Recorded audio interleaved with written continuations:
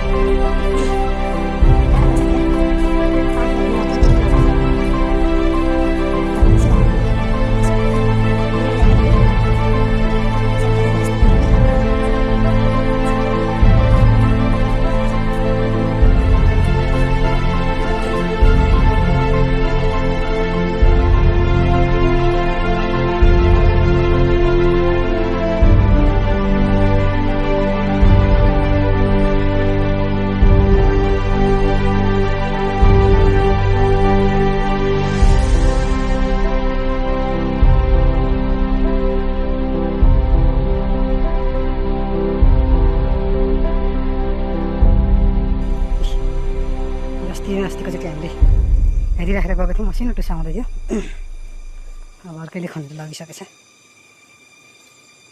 ठिकै छ, यस्तै हो, सिजनको फल हो। अब जङ्गलको जसले खन्दा नि भयो, तेरो मेरो भन्ने हुँदैन यसमा चाहिँ।